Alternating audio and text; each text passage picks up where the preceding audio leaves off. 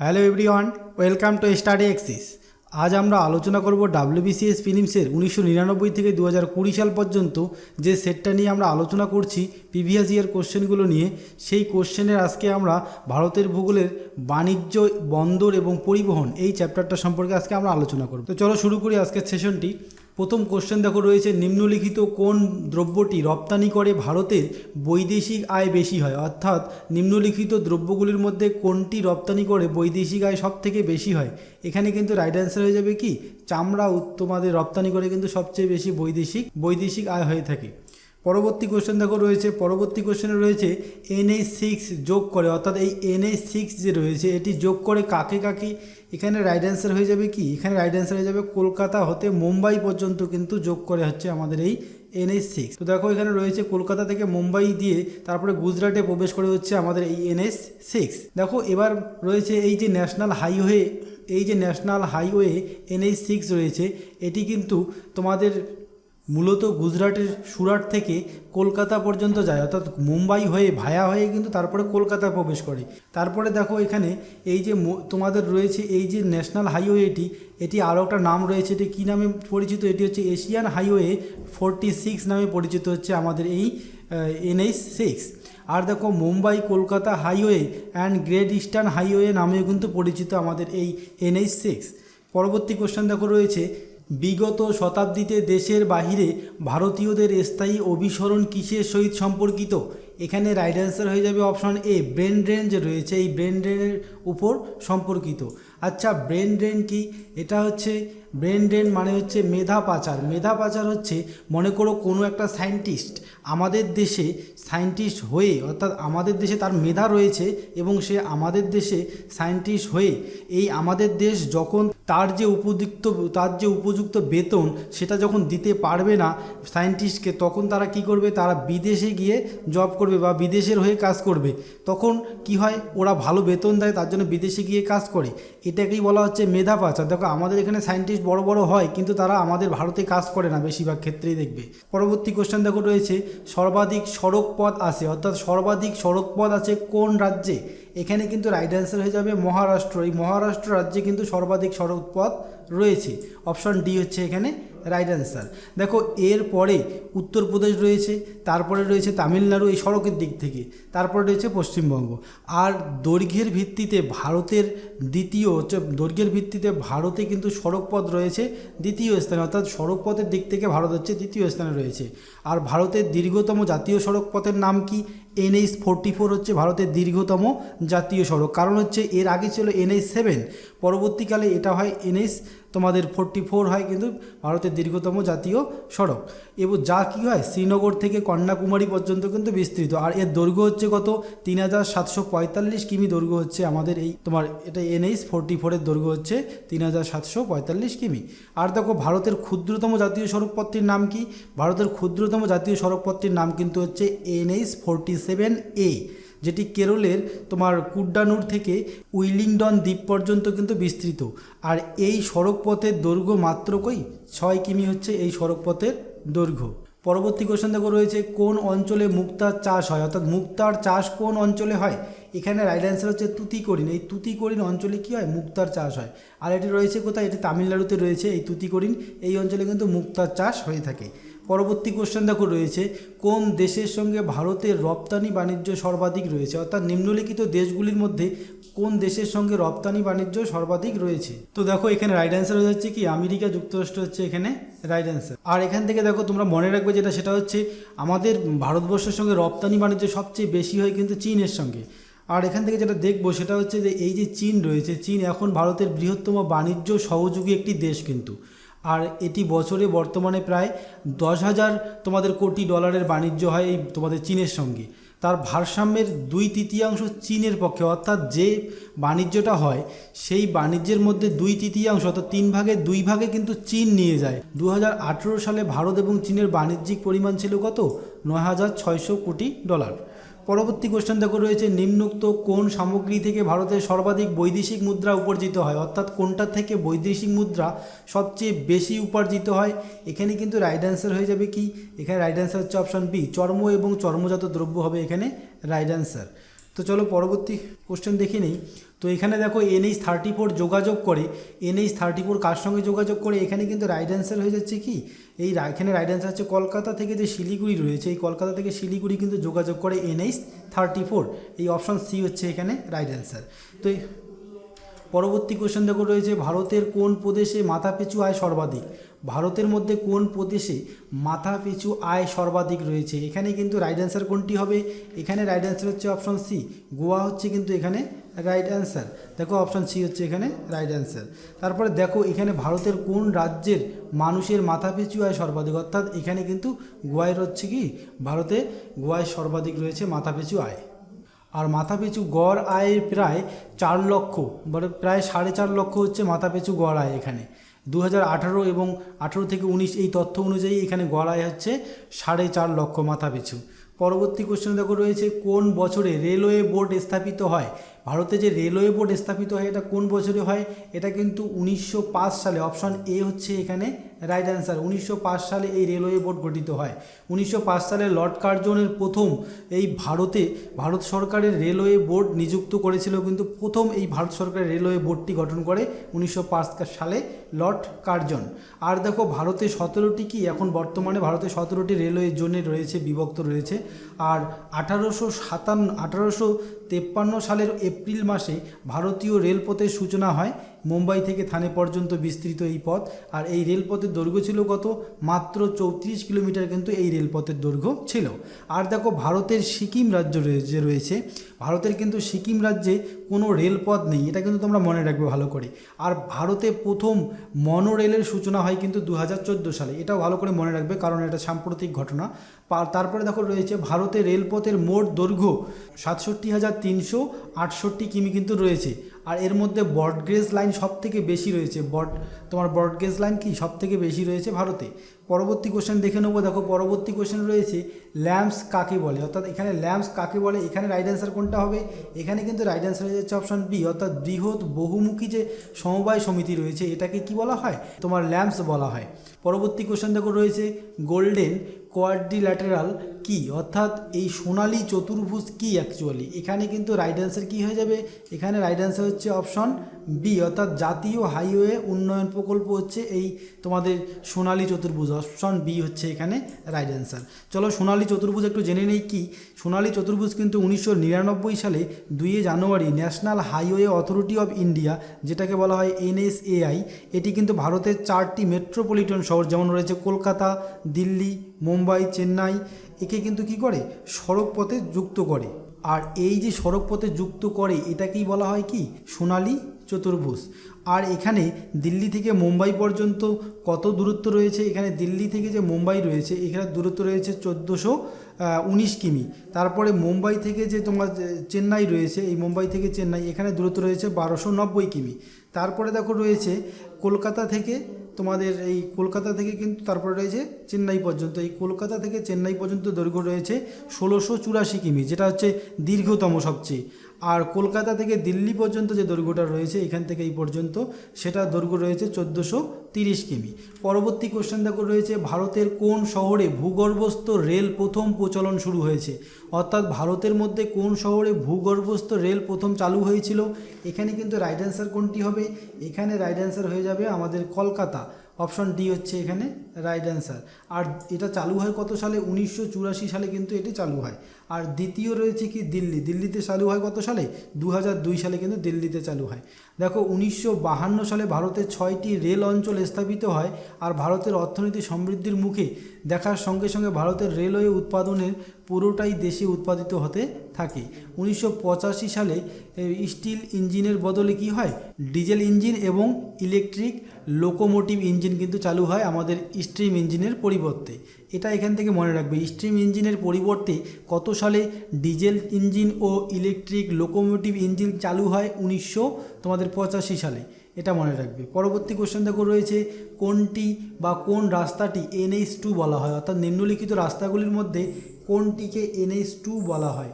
এখানে right answer কোনটি হবে? অপশন ডি যে রয়েছে গ্র্যান্ড ট্যাঙ্ক রোড, এটিকে কিন্তু NH2 বলা হয়ে থাকে। এটি রয়েছে কোথা থেকে কোন পর্যন্ত?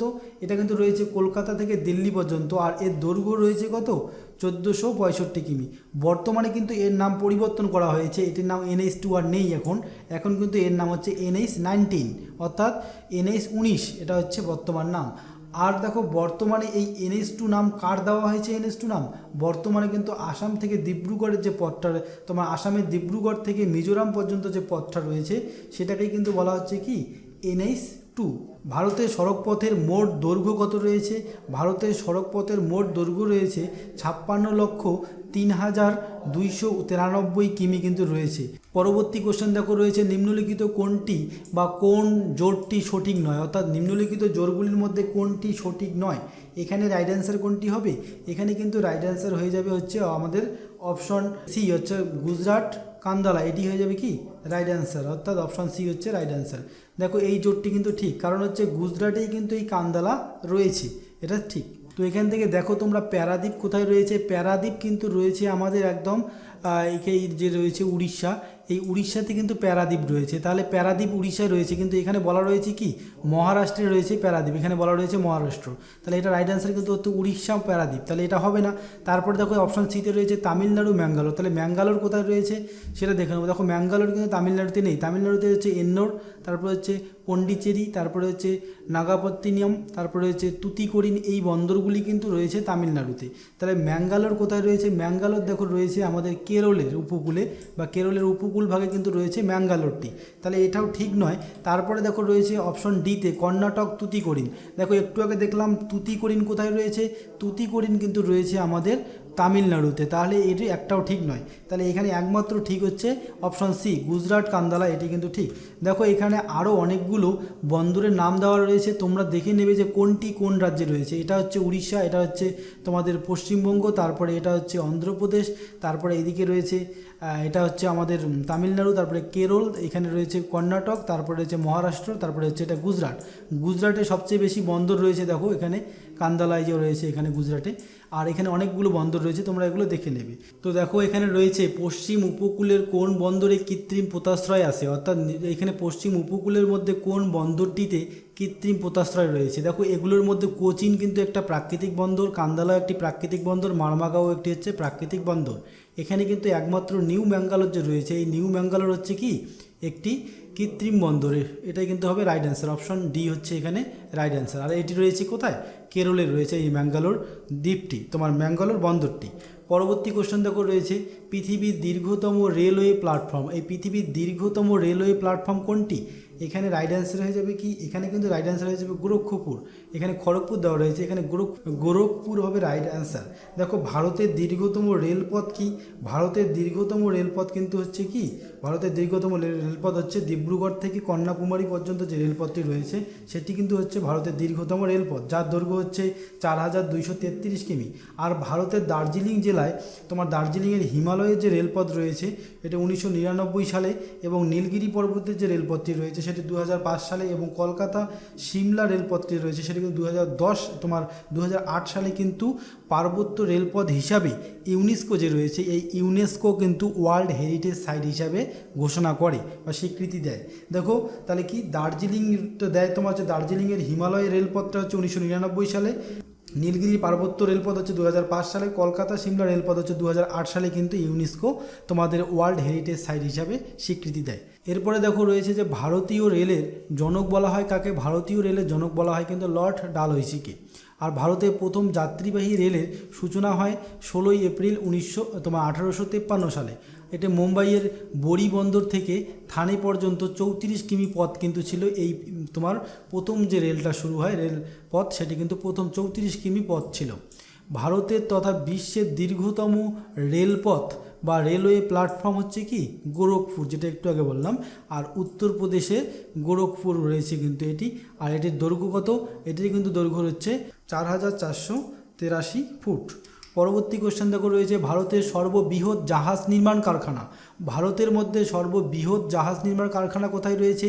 এটা কিন্তু রাইট অ্যান্সার হয়ে যাবে কি, এখানে রাইট অ্যান্সার হচ্ছে অপশন ডি, অর্থাৎ কোচিন শিপইয়ার্ড যে রয়েছে সেটি কিন্তু কোচিতে রয়েছে।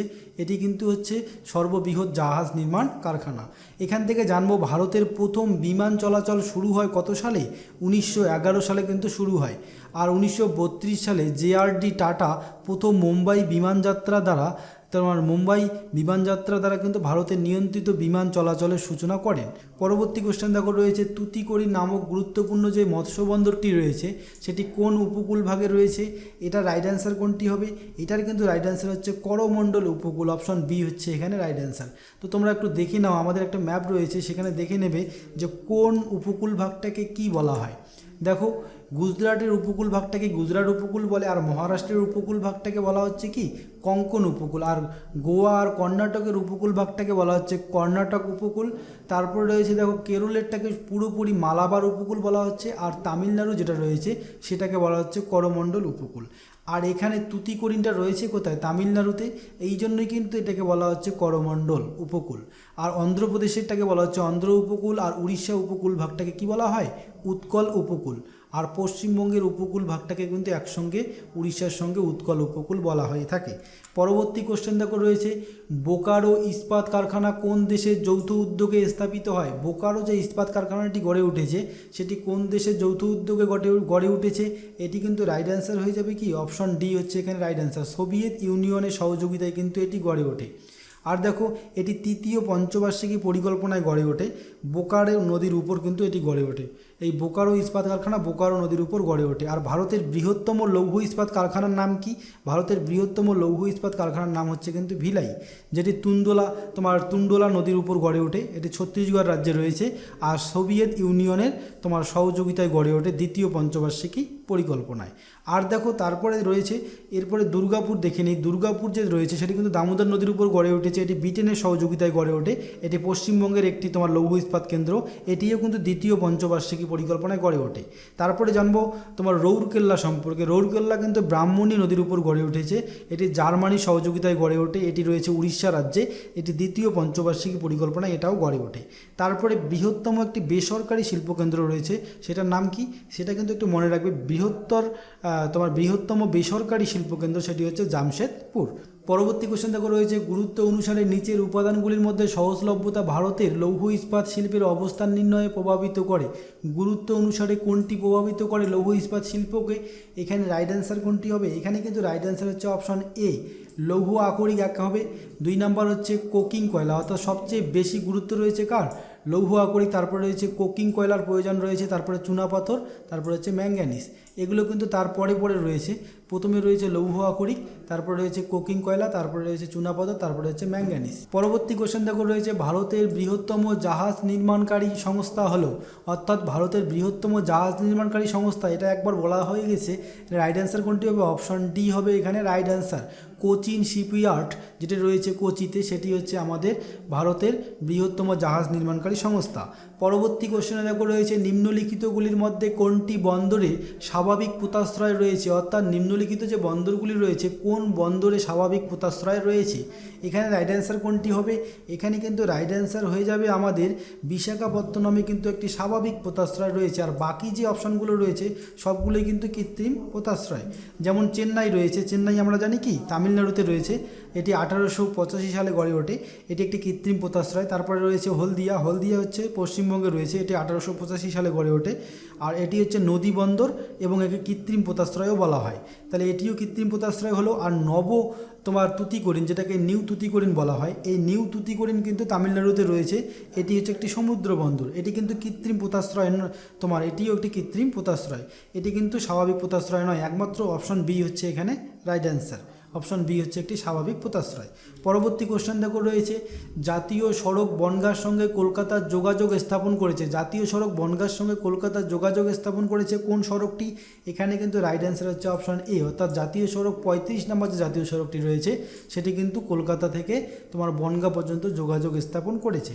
প্রথমে দেখো রয়েছে অপশন বিতে জাতীয় সড়ক জাতীয় সড়ক যে 2 রয়েছে সেটি কিন্তু কলকাতা থেকে দিল্লি পর্যন্ত ছিল আগে, এটা নাম পরিবর্তন করা হয়েছে, এখন এটি আর 2 নেই, কলকাতা থেকে দিল্লি পর্যন্ত যেটি রয়েছে এখন 2 নাম দেওয়া হয়েছে হচ্ছে আসামের ডিব্রুগড় থেকে যে মিজোরামের তুইপাং অঞ্চলটি রয়েছে, এই অঞ্চলগুলোর মধ্যে যে সড়কপথটা রয়েছে সেটাকে কিন্তু এখন জাতীয় সড়ক 2 বা NH2 বলা হয়। তারপরে দেখো রয়েছে অপশন সিতে জাতীয় সড়ক 6 যেটা রয়েছে সেটা কিন্তু কলকাতা থেকে মুম্বাই হয়ে গুজরাট যাওয়া অর্থাৎ গুজরাটের সুরাট পর্যন্ত যে পথটি রয়েছে সেটিকে কিন্তু বলা হচ্ছে NH6। তারপরে দেখো রয়েছে জাতীয় সড়ক 32 যেটি রয়েছে এটি কিন্তু গোবিন্দপুর থেকে জামশেদপুর পর্যন্ত পথটাকেই বলা হয় NH32। পরবর্তী কোশ্চেন দেখো রয়েছে পূর্ব রেলপথের সদর দপ্তর ড্যাশে অবস্থিত, অর্থাৎ পূর্ব রেলপথের সদর দপ্তর কোথায় রয়েছে, এখানে কিন্তু রাইট অ্যান্সার হচ্ছে অপশন ডি, অর্থাৎ কলকাতায় কিন্তু রয়েছে পূর্ব রেলপথের সদর দপ্তর। তো সদর দপ্তরগুলো একটু আমরা জেনে নিই। সেন্ট্রাল রেলওয়ে যেটাকে বলা হয় সেটাকে কিন্তু সদর দপ্তর রয়েছে মুম্বাই। তারপর রয়েছে পূর্ব রেলপথের হচ্ছে কলকাতা, পূর্ব মধ্য রেলপথ হচ্ছে হাজিপুর, তারপরে হচ্ছে পূর্ব উপকূল রেলপথ যেটা রয়েছে সেটা হচ্ছে ভুবনেশ্বরে রয়েছে তার সদর দপ্তর। তারপরে উত্তর রেলপথের সদর দপ্তর রয়েছে কোথায়, নিউ দিল্লি, যেটা তোমার বরোদা হাউস বলা হয়। তারপরে উত্তর মধ্য রেলপথের সদর দপ্তর রয়েছে কোথায়, এলাহাবাদে। আর উত্তর পূর্ব রেলপথের সদর দপ্তর কিন্তু রয়েছে গোরখপুরে। পরবর্তী কোশ্চেন দেখো রয়েছে ডলফিন নোজ। ডলফিন নোজ গুরুত্বপূর্ণ বিশাখাপত্তনম বন্দরে, অর্থাৎ বিশাখাপত্তনম বন্দরে এই ডলফিন নোজ কিসের জন্য গুরুত্বপূর্ণ, এখানে কিন্তু রাইট অ্যান্সার হয়ে যাবে অপশন সি, অর্থাৎ জাহাজ শিল্প উন্নতি এবং বন্দরের জন্য প্রাকৃতিক যে ঢাল রয়েছে সেটির জন্য কিন্তু গুরুত্বপূর্ণ। কেন, কারণ হচ্ছে দেখো ডলফিন নোজ যে রয়েছে, ডলফিন নোজ কাকে বলা হয়, ডলফিন নোজ হচ্ছে ইয়ারদা এবং গঙ্গাভারমের মধ্যে কিন্তু রয়েছে এই একটি পাহাড়, সেটিকে কিন্তু বলা হয় ডলফিন নোজ। কেন এটিকে ডলফিন নোজ বলা হয়, কারণ ডলফিনের নাকের মতো এটি দেখতে অনেকটা দেখো ডলফিনের নাকের মতো বলেই কিন্তু একে কি বলা হয়, ডলফিন নোজ। আর এটি রয়েছে কার কার মধ্যে, এটি রয়েছে ইয়ারদা এবং যে গঙ্গাভারমের মধ্যে কিন্তু রয়েছে এই ডলফিন নোজ। আর এটির জাহাজ শিল্প উন্নতি এবং বন্দরের জন্য কিন্তু প্রাকৃতিক ঢাল রয়েছে, বন্দরের যে প্রাকৃতিক ঢাল রয়েছে বন্দরের জন্য, সেটার জন্য কিন্তু এই ডলফিন নোজ বিশাখাপত্তনম বন্দরে গুরুত্বপূর্ণ। পরবর্তী কোশ্চেনে দেখো রয়েছে ভায়া আগ্রা হয়ে কলকাতা মুম্বাই জাতীয় সড়ক টি কী নামে পরিচিত, তাহলে ভায়া আগ্রা হয়ে, অর্থাৎ কলকাতা থেকে আগ্রা ভায়া হয়ে মুম্বাই যাওয়ার যে জাতীয় সড়কটা রয়েছে সেটির কী নামে পরিচিত। দেখো প্রথমেই আমরা জেনে নেই NH5 সম্পর্কে। এই NH5 কার কার মধ্যে রয়েছে, চেন্নাই থেকে বাহারাগোড়া যে অঞ্চলটি রয়েছে সেই পথটাই কিন্তু হচ্ছে NH5। তারপরে NH8 রয়েছে হচ্ছে দিল্লি থেকে মুম্বাই পর্যন্ত। তারপরে NH6 রয়েছে কোথায়, NH6 কিন্তু রয়েছে আমাদের কলকাতা থেকে মুম্বাই হয়ে গুজরাট যাওয়া, যেটা গুজরাটের সুরাট পর্যন্ত যায়, সেই পথটাকে বলা হচ্ছে NH6। কিন্তু একমাত্র কলকাতা থেকে নয়, এটি কিন্তু একমাত্র আগ্রা থেকে মুম্বাই যাওয়ার পথটার নাম কিন্তু হচ্ছে NH3, আগ্রা থেকে মুম্বাই যাওয়ার পথ।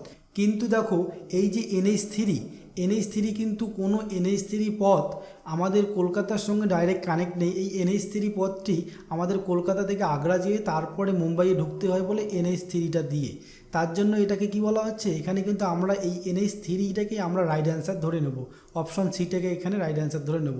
যদিও এখানে সংশয় রয়েছে তবু এটা হচ্ছে NH3টাই হচ্ছে এখানকার যে অপশনগুলো দেওয়া রয়েছে তার মধ্যে কিন্তু পারফেক্ট ধরা যায় হচ্ছে NH3 অপশনটি। দেখো NH3 কিন্তু পরবর্তীকালে 2010 সালে এর নাম পরিবর্তন করা হয়। এখন NH3 নাম দেওয়া হয়েছে কোন পথটির, জম্মু কাশ্মীরের লে থেকে কিন্তু পাঞ্জাবের যে আতারি অঞ্চলটি রয়েছে এই অঞ্চল দুটিকে কিন্তু NH3 কানেক্ট করেছে। এখন বর্তমানে NH3 নাম হচ্ছে এই দুটো অঞ্চলের। পরবর্তী কোশ্চেন দেখো রয়েছে নিউ দিল্লির রিং রোডের গুরুত্ব কী। নিউ দিল্লির যে রিং রোড রয়েছে এটির গুরুত্ব কী, এখানে কিন্তু রাইট অ্যান্সার হচ্ছে অপশন সি, অর্থাৎ A ও B উভয়ই। কেন, কারণ রয়েছে মূল শহরের অভ্যন্তরীণ যে রাস্তা রয়েছে সেই অভ্যন্তরীণ রাস্তাকে পরিহার করা, অর্থাৎ অভ্যন্তরীণ রাস্তাকে বর্জন করা, একটা মানে এড়িয়ে যাওয়া। তারপর রয়েছে ভারী যানবাহনের মূল শহরের কেন্দ্রকে এড়িয়ে চলাচল করা, যে ভারী যানবাহনগুলো রয়েছে সেগুলি মূল শহরের কেন্দ্রকে এড়িয়ে চলাচল করে, তাই এই দুটোই কিন্তু ঠিক।